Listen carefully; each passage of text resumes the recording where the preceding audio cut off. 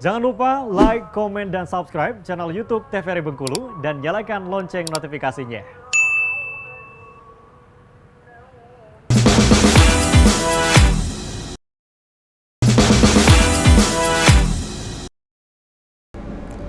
Balik lagi di opini obrolan pas di sini, pemirsa, masih bersama dengan Tio di sini dan kita masih membahas nih mengenai remaja. Remaja yang seharusnya itu seperti apa gitu ya Tio ya. Dari awal kita juga udah bahas seharusnya keluarga dan juga remaja ini bisa berkolaborasi nih, agar menjadi sesuai dengan harapan kita bersama, agar tidak terjerat nih kenakalan-kenakalan remaja yang mengerikan seperti di luar sana gitu ya. Semoga lah ya itu bisa udah selesai ya. gitu ya, jangan nambah-nambah lagi gitu ya, karena semuanya terdampak. Bener, kita pun kena dampaknya. Kita jam pulang gitu. Iya bener, sudah dipatok gitu di ya, rumah jam segini gitu iya, ya. kalau pulang nanti sibuk itu di telepon kan bukan cuma kita ya, tapi para pemirsa opini di luar sana juga merasakan hal yang sama. Betul. Gitu. Nah, nih selama kamu mengedukasi nih, selama di PR terus gabung juga di genre, itu kan berkenaan terus dengan remaja. Betul. Mengedukasi dengan berbagai macam permasalahan, mendengarkan keluh kesah mereka. Itu pernah gak sih tapi jenuh kayak gitu? Pernah dong pastinya. Kan? Manusia kan. Pernah dong. Jadi ada di masa yang memang capek ya. Iya. Capek, jenuh, mana juga Tio kan introvert ya. Jadi ketemu banyak orang energi benar-benar terkuras, habis banget. Harus ketemu, mendengarkan pula gitu kan. Jadi mungkin tapi di titik jenuh itu balik lagi ke motivasi awal untuk kita terjun ataupun gabung itu apa. Itu sih mungkin yang menjadi kayak oke, balik lagi nih gitu. Oh, jadi ada semacam pengingat kembali. Iya, gitu kayak ya? apa sih tujuan awalnya untuk masuk ini. Jadi tugasnya memang udah tugas dan tanggung jawabnya, jadi harus komitmen gitu.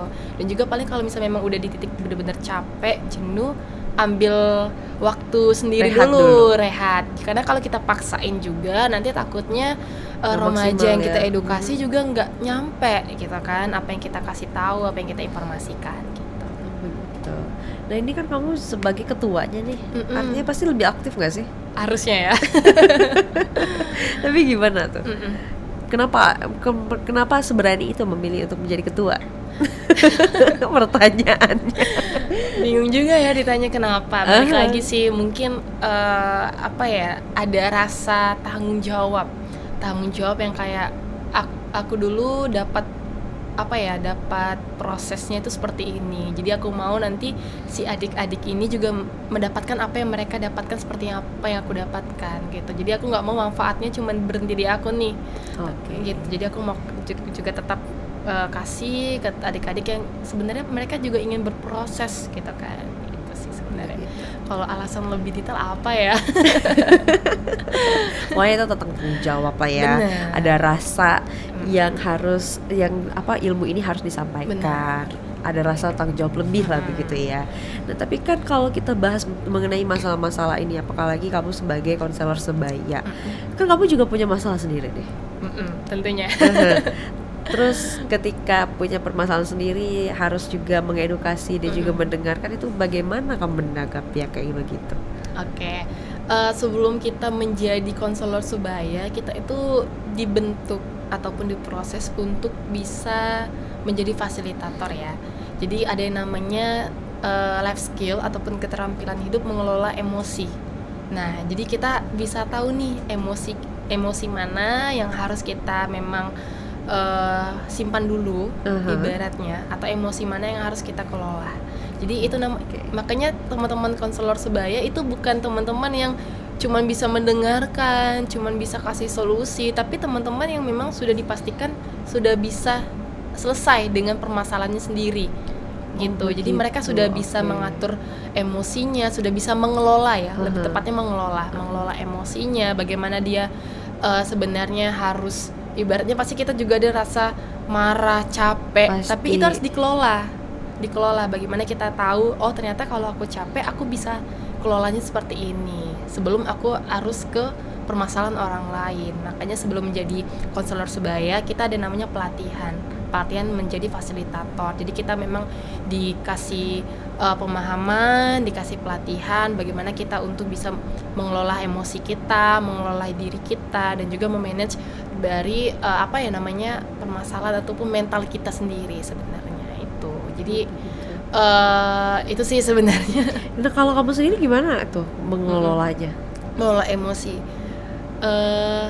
Lebih kepada gimana ya, kalau misalnya ada permasalahan mungkin kayak cari dulu nih akar masalahnya nih apa nih, apakah memang di diri aku atau memang di orang lain gitu. Jadi dikomunikasikan, lebih tepatnya dikomunikasikan, terus dicari solusinya tadi ya. Jadi kalau udah selesai baru kita lanjut ke permasalahan, ke tugas.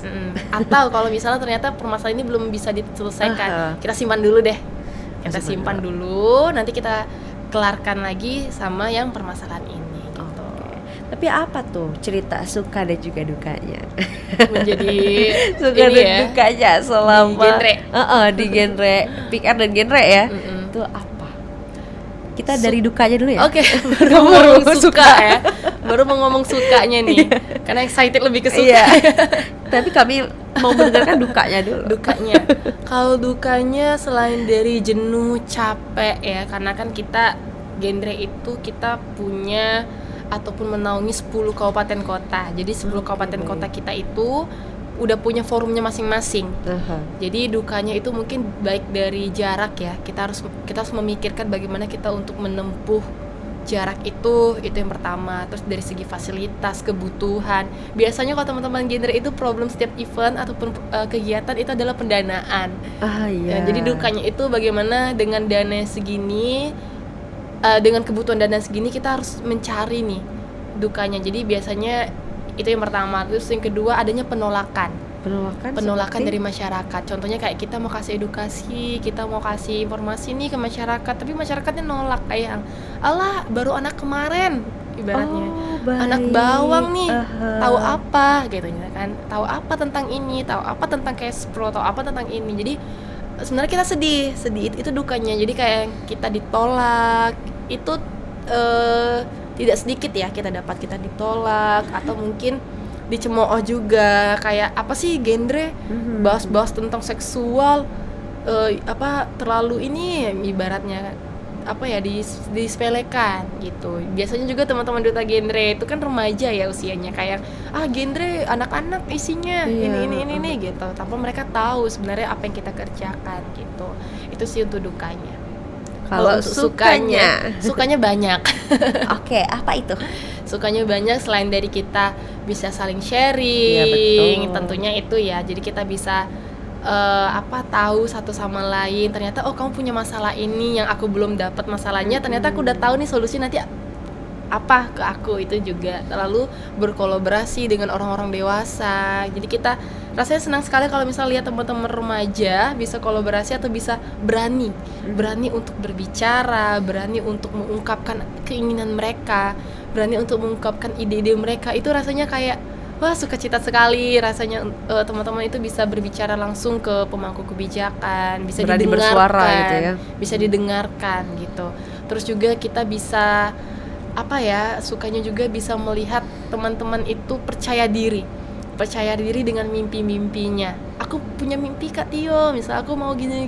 Mereka, wah, kita nggak tahu ya itu akan terwujud atau enggak, tapi setidaknya mereka sudah percaya diri dengan mimpi itu, percaya diri dengan talenta mereka. Itu sih sebenarnya rasa suka kita. Jadi kita ngerasa berhasil nih.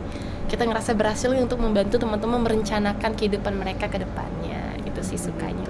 Dan juga kita seringkali sukanya lagi ya mungkin ketemu entah itu artis gitu ya, pemangku kebijakan yang dari dulu mungkin kita idolakan, itu kita ketemu di event-event besar. Bisa ketemu lewat genre. Dan juga mungkin teman-teman yang nggak bisa jalan-jalan ternyata di genre bisa perjalanan dinas ternyata jalan-jalan juga. Gretong. Iya benar. Nah, ini boleh dong kamu sampaikan karena sayangnya waktu kita terbatas itu tadi. Betul. Boleh disampaikan kepada pemirsa opini untuk remaja, para orang tua, kakak semuanya, bagaimana sih seharusnya untuk menanggapi mengenai permasalahan remaja ini dan bagaimana seharusnya menjadi remaja yang baik. Boleh disampaikan. Sebenarnya generasi berencana itu bukan cuman membahas ataupun berbicara terkait dengan perencanaan kehidupan mereka ya Mbak ya. Cuman balik lagi bagaimana kita membentuk remaja menjadi seorang individu yang bertanggung jawab untuk mereka bisa kontribusi di masyarakat.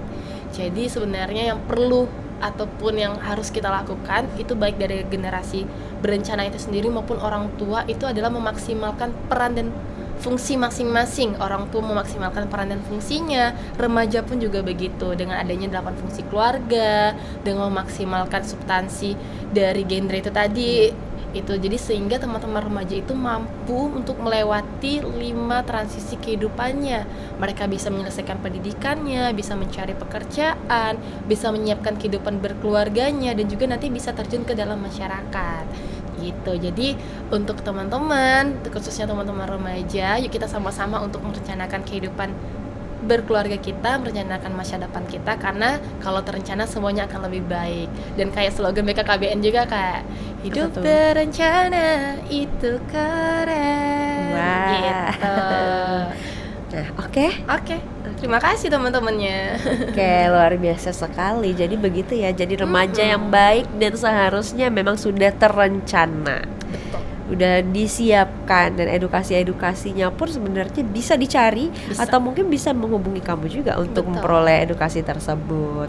Ini bakal ada sosialisasi berikutnya atau gimana? Kalau sosialisasi itu selalu kita lakukan ya, jadi baik di Pick Air maupun di genre. Tapi kalau misalnya teman-teman tetap mau tahu informasi-informasi lanjutan, mungkin bisa di Genre Bengkulu. Kita punya Instagram Genre Bengkulu Official, atau mau di lingkungan terdekat di Pick Air di sekolahnya masing-masing itu ada. Oke, terima kasih ya Sama-sama. karena hari ini sudah mau sharing dan juga Senang banget. mengedukasi kami semua bagaimana seharusnya sebaiknya tuh seperti Betul. apa gitu ya. Semoga ya semua urusan kamu juga bisa berjalan dengan baik dan juga lancar. Amin. Untuk pemirsa, terima kasih banyak karena sudah menyaksikan Opini pada hari ini. Jangan lupa terus saksikan Opini pukul 11 hanya di TVRI Bengkulu. Saya Utar Novanini, mewakili kerabat kerja yang bertugas pamit undur diri. Sekian dan terima kasih. Wassalamualaikum warahmatullahi wabarakatuh dan sampai jumpa.